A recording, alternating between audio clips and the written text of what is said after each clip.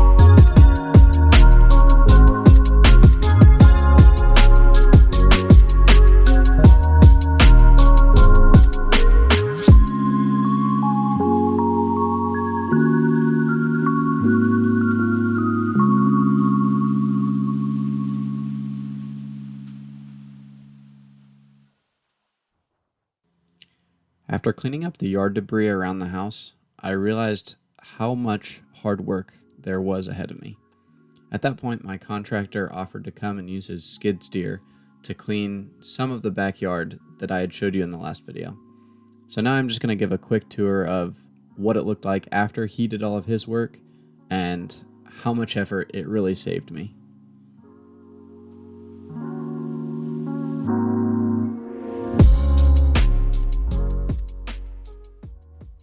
Okay, so I want to pause here and point out two things. One, adjacent to the garage and behind what is the detached two-car garage, there used to basically be a jungle. So here's a quick view of what that looked like before versus now. Then the next thing that I want to point out is adjacent to the large tree, there used to be a shed. What's crazy about the shed is I actually put it on Facebook Marketplace. A person from like 2 hours away came and picked it up on their trailer. It took them all day, but eventually they got it. And now the backyard is much more clear.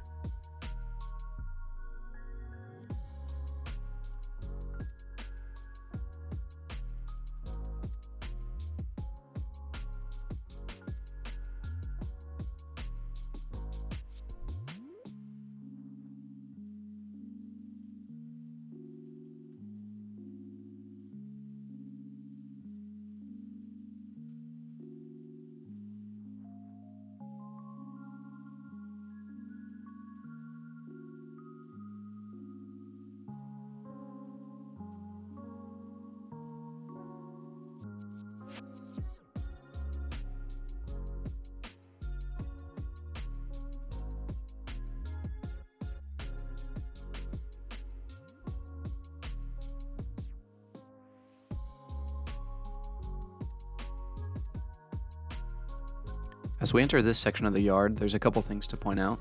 First is the large amounts of trash that were left to us by the previous owner to clean up, and in addition to that, the pool's gone, as well as the deck that was adjacent. My contractor and I actually traded on some of that. He destroyed the deck in return for the pool. It was in pretty bad shape, but he thought that he could get it back up and running and was happy once he took it away. So you never know. All right, now that you've seen all of the work that I've done in the yard and that our contractor did, I want to go through both costs and the level of effort it was for me to do all of that.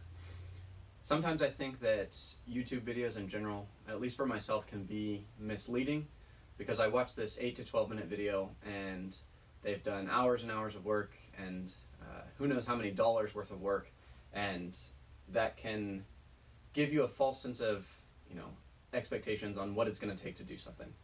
So in this video and in general on this channel, I want to be transparent about costs and time so that you as the viewer can make a decision on what makes sense for you to pursue DIY versus potentially contracting it out. So the first cost was the Ryobi pole saw that you saw me using. That was $149 and so far has been a good tool, as far as I can tell. I'll include a link in the description for it. If I have any change of opinion, I'll let you know in a future video. Then next, our contractor cost $500 to bring his skid steer and clear the backyard. That brings the total to $649 for all of the yard improvements that you saw me do. Of course, that doesn't include tools that I already owned. So, the weed eater, the trimmer that I used, some of those things, I'm only going to include cost if it's a newly incurred tool, because I think to go through that every video would be a little bit much. So from there, I want to talk about time. Total time in doing all of the stuff that I did in this video was 23 and a half hours. So that's myself, and then I own this property with another guy, so he also is helping me work on this. So that 23 and a half hours includes cutting down limbs, cleaning around the house, which you saw in the video, coordinating the shed removal and actually getting the guy to come and remove it, burning stumps that the contractor exposed with his skid steer, and then post skid steer leveling everything out. So those were kind of the two cost and effort. To me, it was well worth it because we got quotes on some of this, and there was a range, but it was going to be anywhere upwards of $2,500 as compared to the $649 that I spent. So super happy with both how the yard looks now and what I spent on it versus what it would have costed me. If you found this useful, I'd love for you to like and subscribe, obviously. If you think that these costs would be way off in your area, let me know. I'm intrigued on how different costs in different parts of the country and different parts of the world would be for both the tools and just the labor of getting some of this done. So thank you for watching, and until next time, we'll start looking at the appartage, as we call it, the apartment above the garage, and getting it insulated. So until then, thank you for watching, and I'll see you later.